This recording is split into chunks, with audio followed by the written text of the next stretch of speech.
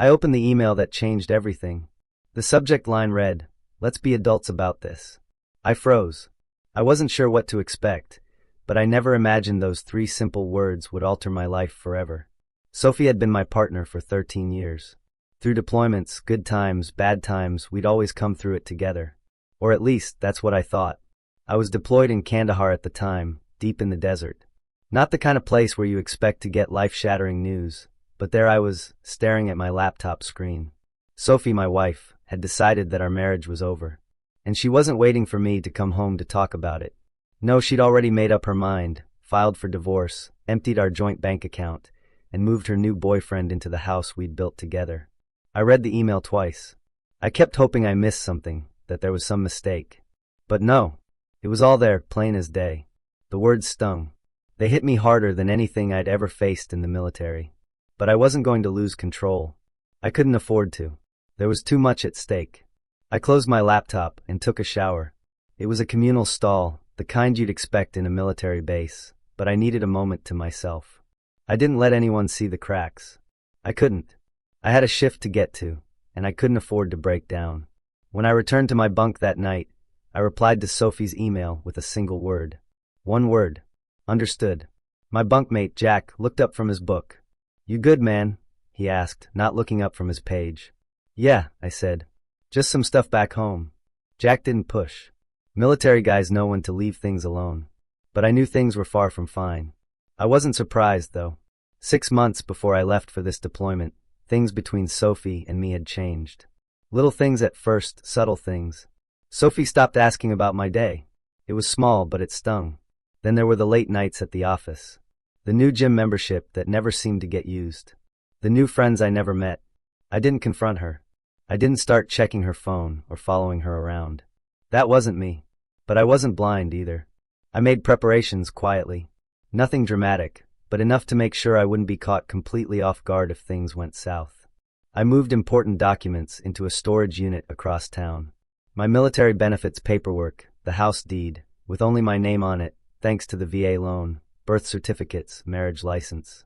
I also moved some things that mattered to me. My grandfather's watch, my mom's old silver. I opened a new account at a different bank and started diverting a small portion of my pay there. Not enough for Sophie to notice, but enough that I wouldn't be starting from zero if it all fell apart. The night before I deployed, Sophie hugged me at the airport. It was quick, dry, no tears. Her eyes were as dry as if she were sending a colleague off to work, not a husband off to war. That should have been the moment I knew. But I couldn't see it then. I wanted to believe that everything was fine, that I was just overthinking things. I wasn't. 2 weeks after getting that email, I was sitting in the mess hall when my phone buzzed. A notification from the bank app. My heart sank. Another withdrawal. $88,500. The account we'd built over the years was nearly empty. I put my fork down and opened the app. The joint account balance was a pitiful $22.37. All that money gone. Just like that. I didn't react. Not in front of the guys. The noise, the chatter of soldiers around me, felt distant, like I was underwater. My whole world was crumbling, and I was supposed to keep it together, to act normal. But it was impossible to ignore what was happening. I called the bank from the base's phone center that night. The lady on the other end confirmed it. Sophie had been making transfers for weeks. Small ones at first. Then the big ones started after I left. She'd cleaned us out, moved everything into an account I didn't recognize. Murphy, one of the guys from my unit, glanced over at me, concerned. "Bad news?" he asked. "Nah, I lied. Just some account stuff." That night, I called the bank again. They told me she'd transferred the money into an account they couldn't identify. That was when I really started to feel the weight of it. It wasn't just a bad moment, a tough time. This was a betrayal. A planned attack on everything I had worked for. And I felt it in every fiber of my being. But this wasn't the time to lose my head. I had to stay focused. I didn't need to scream. I didn't need to beg for answers. All I needed to do was wait. Watch. Let her own actions become the trap. The next day, I went through my options. I called a lawyer. I contacted the VA loan office to check the terms of our house. I pulled out the documents from my safe. It wasn't about emotions anymore. This wasn't anger. This wasn't heartbreak. This was strategy. It wasn't the first time I'd been in a situation where I had to think on my feet. But this was different. This was my wife. my partner for over a decade. And she had taken everything I had without even looking back. It was 2 months after the divorce email when I found myself back on American soil, though I hadn't told Sophie I was coming home. No phone call, no texts, nothing. I didn't need her to know. I checked into a motel in Spokane under a different name, staying off the grid. I was playing it cool, gathering my strength for the next move. I contacted James, an old buddy from the army who'd gone on to become a lawyer. We met at a diner about 10 miles outside of town. He looked at me and gave a weary smile. "You look like hell," he said, sliding into the booth. "Feel like it too," I replied, rubbing my face. The last couple of months had aged me. James handed me a folder with everything we had discussed: the house deed, the loan documents, the bank statements. And then he pulled out something that made my stomach turn, another piece of the puzzle. "I found something interesting," James said, tapping the paper. "You didn't sign this." He slid the paper toward me, and I saw it, a refinance application with my name on it. Except the signature wasn't mine. It was a bad forgery, sloppy even. The middle initial was wrong, the stroke patterns off. Whoever had done this had missed some crucial details. "Sophie did this," I said, even though deep down I already knew the answer. James nodded. "She used your military benefits to pull out $330,000. Your signature's required for that, since the VA loan is in your name." He let out a breath. "But someone tried to forge it. Didn't quite work out, did it?" I felt the blood drain from my face. I couldn't wrap my mind around it. Sophie had gone this far, not just to leave me, but to rob me of everything I had worked for, even after I was gone. And she had dragged Jeremy into it, too, her new boyfriend. I leaned back, trying to steady myself. This wasn't just betrayal anymore. This was a conspiracy. James continued, "It gets better."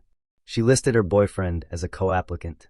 And it turns out he's got a record, 2 DUIs and a fraud charge from 2019. I closed my eyes, trying to stop my head from spinning. "I can't believe it," I muttered. "She probably didn't see it coming," James said. "But this is the kind of thing that catches up. You'll get everything back. But first, you need to decide what you want to do." I took a deep breath. I want what's legally mine, and I want her to understand the consequences. James gave me a small smile. "Then we've got a plan." The next morning, I drove past the house, making sure to park a few blocks down the street. I didn't want Sophie to see me, not yet. I had to be patient. The plan had to unfold slowly, like a well-timed operation. I watched the house from a distance. Sophie's car was gone, but her boyfriend Jeremy's truck was parked in the driveway. I sat in the car waiting. Half an hour later, Sophie's car appeared in the driveway. She was back, but something was off. She didn't look surprised to see me. She didn't even look angry. She just looked resigned. The real game started then. I stayed parked for a while, watching Sophie's car come and go, but I wasn't here to make a scene. This wasn't about getting into a fight with her.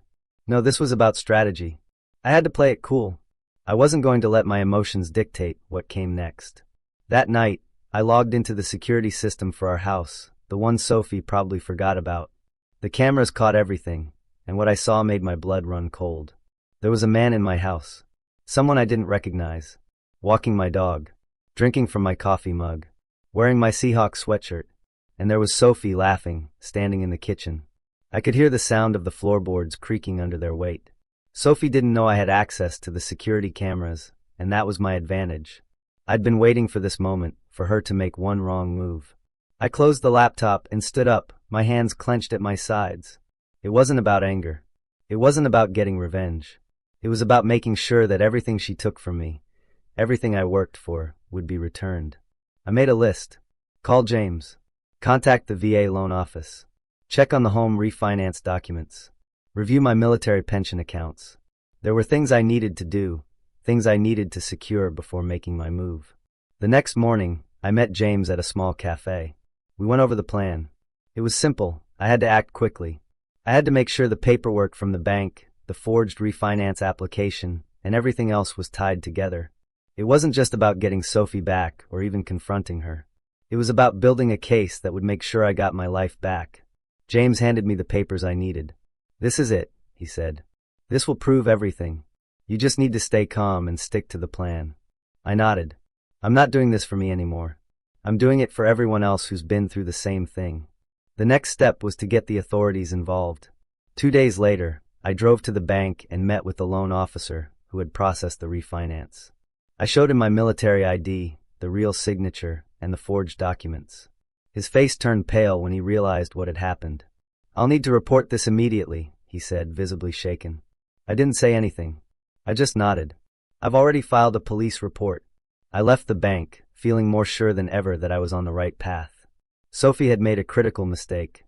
She had played with fire, and now it was time for the consequences to fall. That evening, I got a text from Sophie. "Who have you been talking to at the bank?"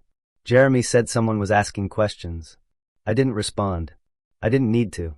The ball was rolling now, and it was only a matter of time before everything would come crashing down on her. The following day, James called. "The refinance money has been frozen. There's more. Sophie's boyfriend has been driving your truck. The one in your name." I sat up straight in the motel room. "What?" "Yeah, he got pulled over this morning. He was driving on a suspended license from his DUIs. The truck's been impounded." That was the moment I realized this was bigger than just Sophie and me. It was bigger than any personal revenge. This was a full-fledged scheme, and I had the power to bring it down. I didn't feel satisfaction yet, but I knew justice was close. The following day, I met with the fraud investigator at the bank, a guy named Thompson. He looked tired, like this wasn't the first case of this nature he'd had to deal with. When I walked into his office, he barely looked up from his desk. "This happens more often than you'd think," he said, spreading papers across his desk. "Spouse deploys, the other spouse sees an opportunity." I nodded. "And how do we stop it?" Thompson glanced up, then turned his computer screen towards me. "We freeze the funds from the fraudulent refinance, but there's a problem. Some of the money's already gone." "How much?"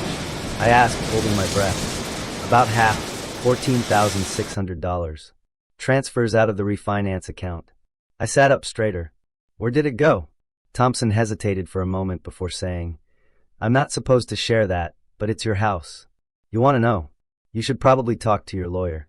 I didn't waste any time. I called James right after I left the bank. "Daniel Spencer," James said when I told him what had happened. "I've got him. He's a real estate agent. Specializes in quick sales, cash deals." I froze. "Who the hell is Daniel Spencer?" James took a deep breath before answering. "He's the one who's been receiving the transfers. This guy's done business with Jeremy before. They've closed 3 deals together in the last 2 years." The realization hit me hard. This wasn't just Sophie leaving me for another man.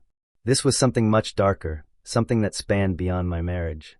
This was a network, a well-organized scheme. They had targeted military families like mine, and they were getting away with it, until now. I tried to keep my composure. "So they're selling my house?" "Looks like it. Spencer has already lined up a buyer. The paperwork's in motion." I didn't know what to say. This wasn't just a betrayal. This was fraud on a level I never imagined. James continued, "I'm already digging into Spencer's business dealings. I'm going to get more information, but this is bigger than what we thought." I sat back in my seat, trying to absorb everything. I had been played, completely and utterly. But I wasn't going to let it slide. Not anymore. The next day, I drove past the house again. I wasn't sure what I was expecting, but as I turned the corner, I saw Jeremy's truck parked out front. It was then that I realized that this wasn't about Sophie anymore. This was about making sure that these people paid for what they had done. I parked across the street and waited. 15 minutes later, Sophie's car pulled into the driveway. She didn't see me. I was just another face in the neighborhood, hidden in plain sight. But I could see everything. Then a car pulled into the driveway. It had a real estate agent logo on the door. The man who stepped out was Daniel Spencer. He was here to make sure my house was sold, to finalize the transaction that Sophie and Jeremy had set in motion. I watched as Spencer and Jeremy talked in the driveway. They went inside together. I didn't need to confront them. I didn't need to say a word. I had everything I needed, and I was going to let them dig their own grave. I pulled out my phone, opened the security app, and showed James what was happening. Spencer was inside the house now, walking around, taking photos, pointing at things, discussing the sale price with Jeremy. I could hear everything through the phone's speakers. Spencer was saying, "I've got a buyer interested already. Cash offer. We'll list at $470,000, and they'll come in at $420,000. Everyone's happy." Jeremy replied, "What about the husband? Is he going to be a problem?" Spencer laughed. "Military guys are all the same. They make noise, but they've got responsibilities. He'll take a settlement to make it go away." I felt my blood boil. But I didn't react. I just kept recording, letting them hang themselves with their own words. At that moment, everything became clear. This wasn't just about Sophie anymore.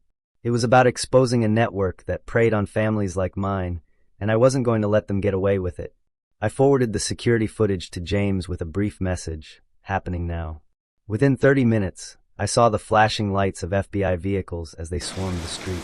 I sat in my car, watching as agents moved in on the house. I could see them through the tinted windows as they led Spencer and Jeremy out in handcuffs. My phone buzzed. It was James. They got them. It's over. I felt a strange sense of satisfaction. Justice was finally being served, not just for me, but for the other families who had been victimized by this same scam. And for the first time since I got that divorce email, I felt like I was finally in control again. But it wasn't over. Not yet. The next morning, I received another call from James. The FBI wants to meet with you. They've been investigating Spencer and Jeremy for months. Your case helped them crack the pattern. I sat up, my heart racing. What about Sophie? I asked, though deep down, I already knew what was coming. James hesitated before answering. They're still determining her level of involvement.